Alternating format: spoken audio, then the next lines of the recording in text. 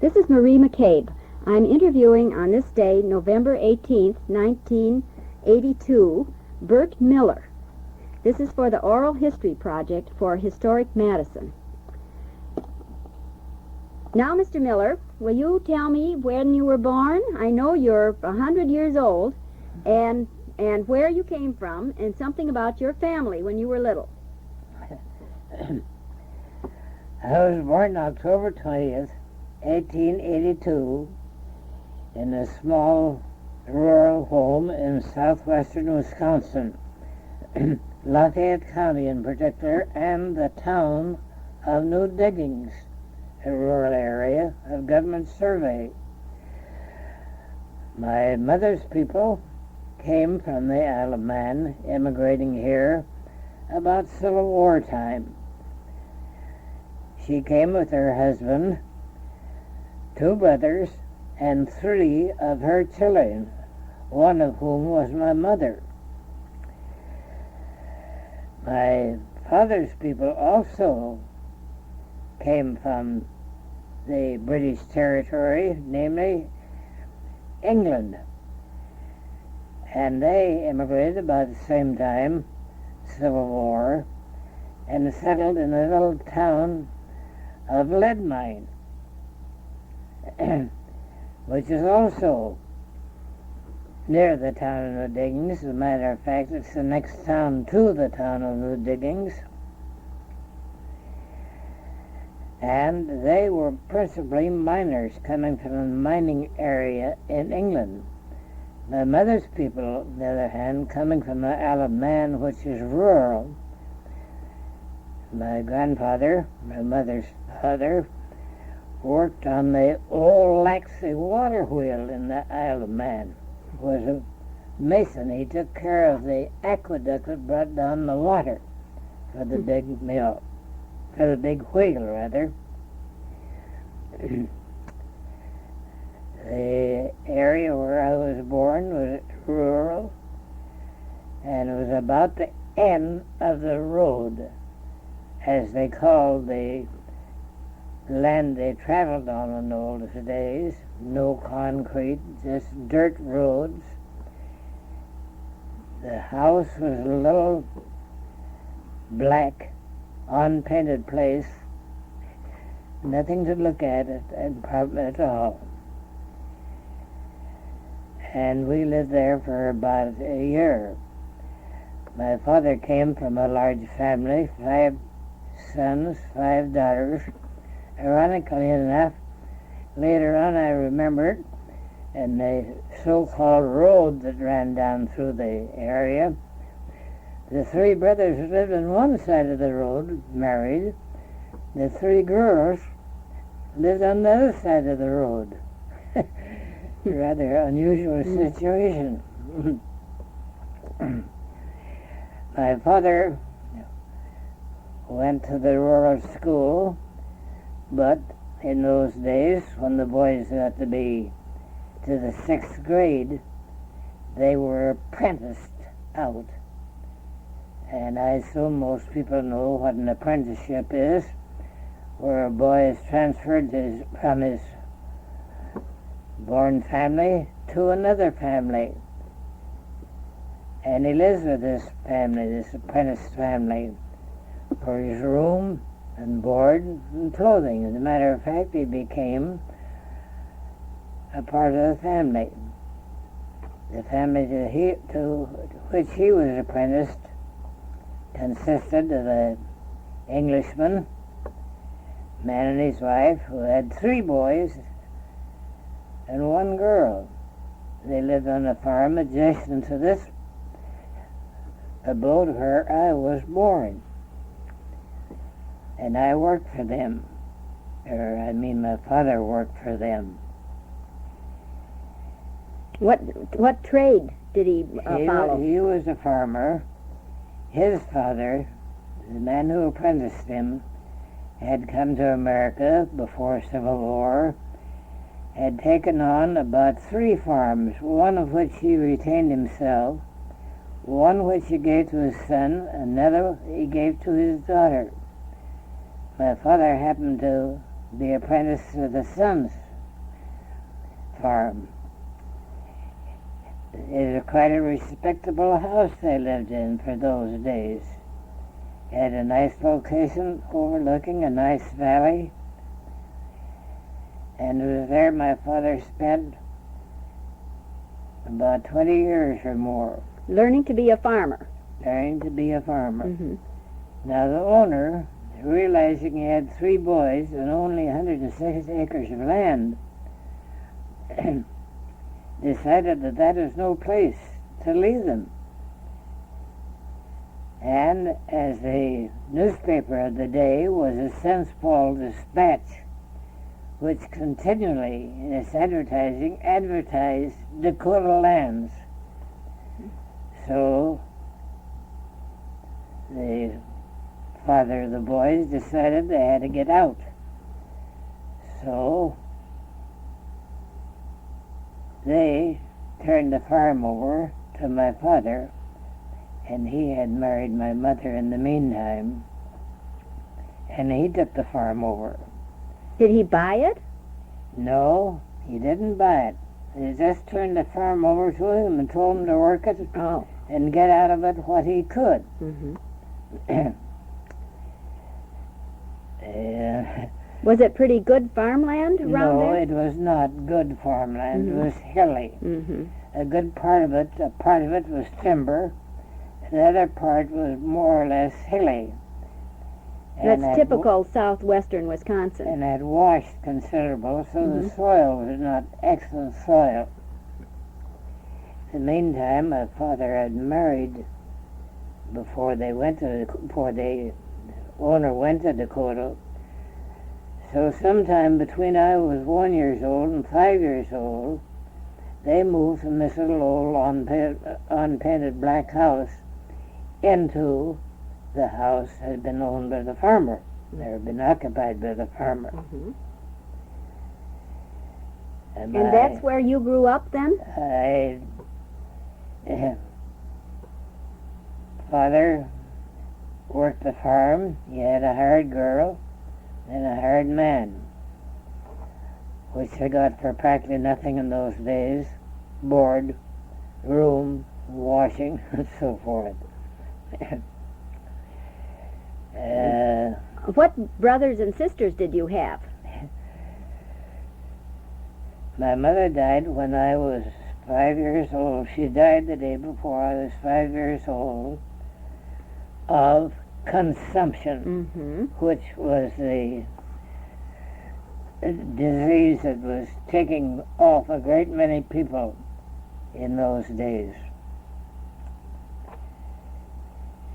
And when she had passed away, he couldn't maintain the farm, not having any wife. So, in communication with the former owner, he was told to rent it or sell it or do whatever he thought best. He managed to get someone to rent the farm. They took over the farm. He retired from farming and went to mining. Were you the only child then? I was the only child. Mm-hmm. Now, my mother's people, on the other hand, they came to the little town of Etna.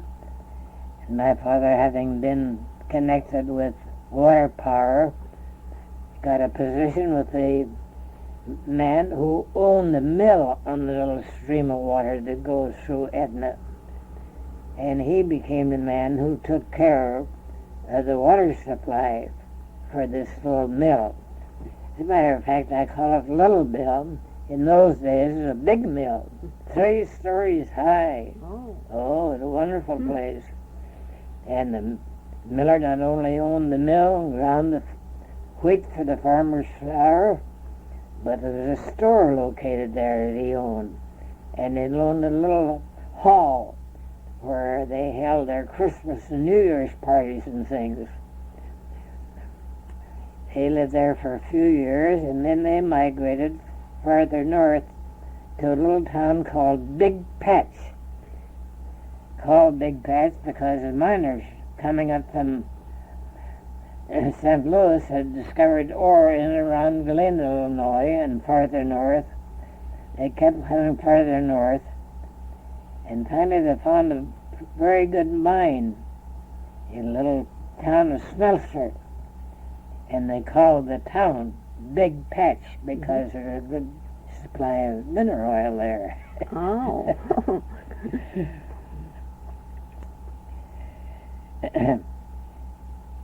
So that's the early history of my birth and bringing up. Well, then, after your father went into mining, did he Well, remarry?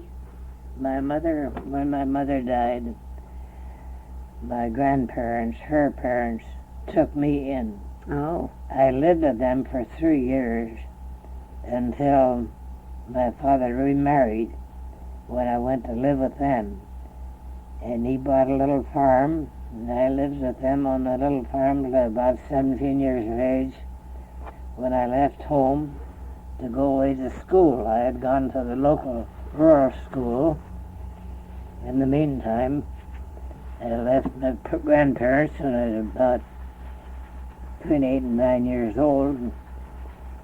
This rural school was a rather unusual one. It was a 3-room rural school. It had 3 teachers. And I remember it was crowded. We had over 100 youngsters in there. The teacher had a desk or a table on her little stand in front, and we were so crowded that one student worked at one end of her desk and another student at the other end of the desk. These were all from the small towns around? No small, well, there were little mining settlements, but no town. There was lead mine nearby, Etna nearby. Those 2 towns where my grandparents had emigrated to. And many farms with lots of children. The miners had the children mostly. Oh. There were farmers, but the farmers weren't in particular childbearing people, but the miners were. They had large families. In that little rural school with 3 teachers, they had at one time about 140 children. They had about 40 for each teacher. My goodness. Did each teacher teach all the grades, or was it divided up? It was divided up. 1, 2, and 3, 3, 4, and 5, and 5, 6, and 7, and 8. Oh, Like that. And you must have been a very good student since you went on to university. Well, I tell you, the 3 years I spent with my grandparents, my grandmother was one of the most wonderful women that I've ever known. She had raised her own family of 4 boys and 3 girls. 2 of them died of consumption between 20 and 25. The other 5 lived and became farmers. Some of them became, 2 of them became teachers. They were located near Platteville, where there was no normal school. If you know what a normal school is. Oh, yes. My father taught in a normal school. He did? Where? In North Dakota. Oh, North Dakota. Well, yeah. Well, one of my mother's sisters, my Aunt Emily, one of the girls of my grandmother's, Emily, had somewhere or another earned a little money and managed to go to the normal school in Platteville for 1 year.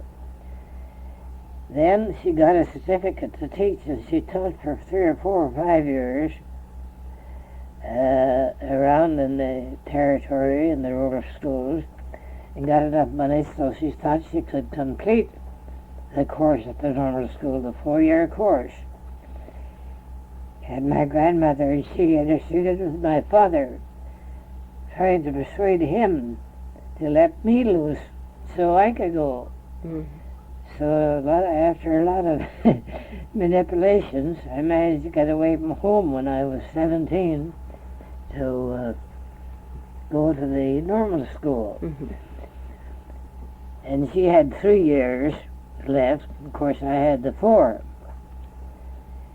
and she rented some rooms, and we took in a neighbor boy, so there's herself and the two boys. We did all the necessary work around the house. She did the cooking, things like that. Weekends we'd take off for her home, my grandparents, and I'd get a job in that little village of about 100 or 2 people sawing wood.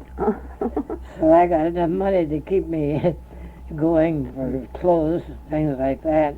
But my grandparents helped out, and that way we managed to get through her 3 years. Do you remember what the tuition was at that time? No tuition. None at all? No tuition. Even free books. Ah. We didn't pay anything for our books. I see. All we had to do was maintain ourselves, food and clothing. Mm-hmm. Oh, very good. Then what? So you went there for 3 years. For 3 years. And in 3 years, she got a position teaching school way up in the northern part of the state, at Tomahawk. It left me high and dry. But as I passed the president's office one morning, he reached out and grabbed me by the sleeve. I want to talk to you. Scared the life out of me. Thought I'd done something terrible. He said, sit down. He said, I know all about your aunt. She's got a good job. She's a very fine woman, was a good teacher. Now, I think the thing for you to do is to drop out and teach for a year or 2. I said, I haven't any certificate. Don't you worry about that. I'll take care of that. He says, there's a job upstate here. They've asked me to have someone come up and take care of it. It's a 2-room school in a little town called Mounds. Oh. They've been having a terrible time there. They've had women teachers, and the big boys, those are the boys that came in the wintertime, when they came in, they took over the school. And they got all the rest of the youngsters now think that they can take over the school. And they've had a terrible time last year. He says, and what your practice teachers tell me, you would be able to straighten that out. I don't know why he said so. I had been in several mischiefs at this school. Probably that is the reason he thought I could take care of the... Well, just because you were a big boy, a big young man, and that makes a difference. Well, in the meantime, my father had corresponded, or the people that went to Dakota that he had been apprenticed to, had written to him and wanted him to come out to South Dakota. Why? They had gone out there and made good. They had acquired 7 farms, and they wanted him to come out there and supervise those 7 farms. So he decided that the little farm he had, only 54 acres, was entirely non-profitable. So he told him he would come out there and see them, move out there. So he went out there, and he looked over the 7 farms, and they're all just at the time when they had wheated the land to death. Oh, yes. And they're in terrible shape. He decided the only thing that they could do was a diversified farming. So he told the gentleman, Mr. Robinson, that no, he would not take that job supervising, but he would take one of the farms and try to teach them diversified farming by showing them how it was done. So he took over one of the farms. So could he help you in your teaching? No, he had nothing. I got the job at Mounds. At what salary? I told the president I would take the train on the way to Dakota that summer. I was going out to help them. Mm-hmm. I would stop there and see the school board, which I did. I stopped, interviewed the 3 members of the school board, told me the salary would be $40 a month. I was surprised, because I think my aunt only got 45 at the good job she'd gotten up at Tomahawk. And the president of the school had told me what the average salary of the graduating class was going to be that year, as far as those that had jobs, was $37.50. So I signed the contract there before I went to Dakota.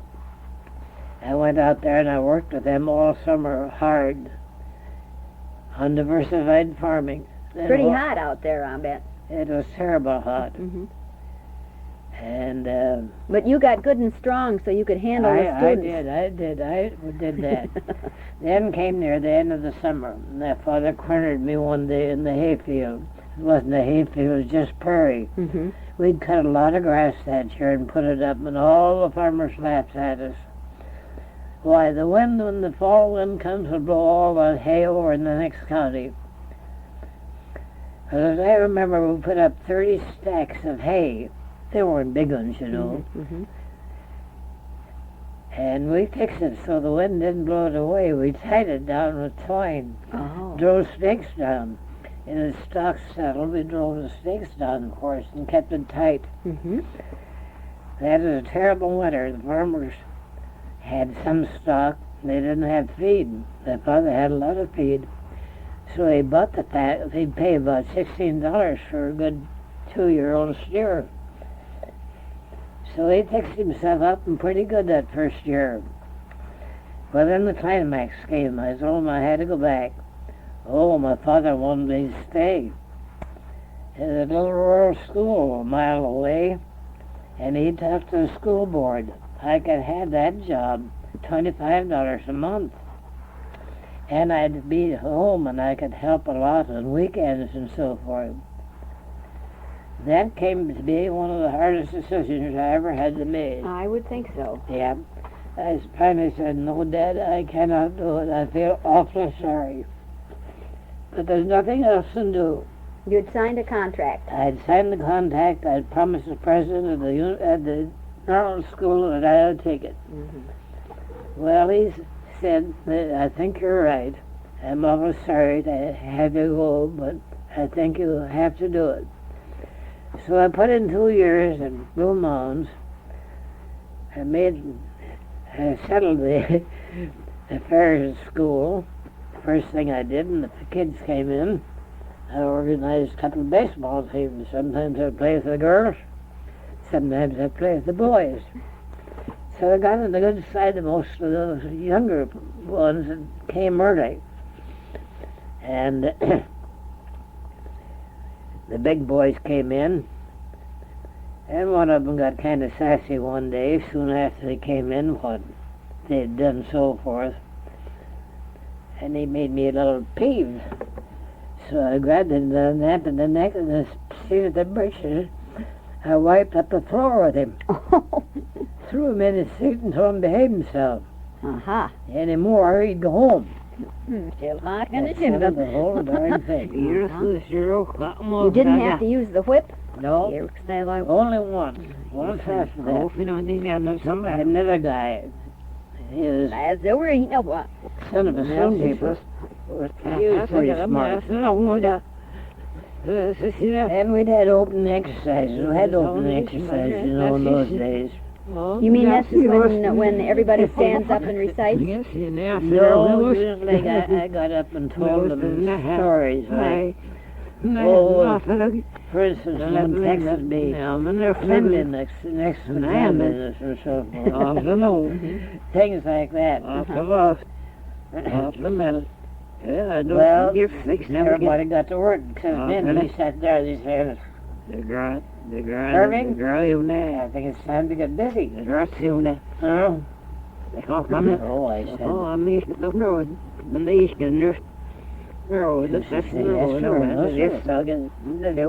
They make it. He sat there. I said, come on, get your work out. No, he didn't move. I reached over and took him to the nape and neck. I said, you'll get busy or anything. Oh, maybe after a while. I said, you're going to do it right now. He hadn't moved. So I kicked him out of his seat. You pick up your books and get out of here. I said, him home. I said, when you come back, bring your father and mother with you. So I got along there. Very well there from then on. No more trouble. Did he come back? They sent him out to a farm, his uncle's farm out in the country. They couldn't do anything with him either. Good riddance. Well, the state inspector came around. And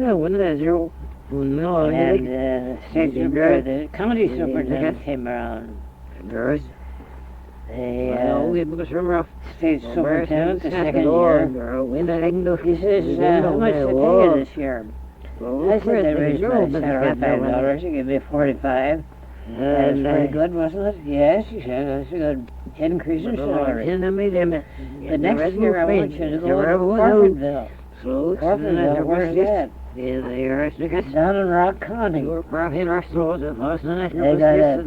got a first class created a school down there, and they're figuring getting a high school. I want you to go down there and see what you can do to help them.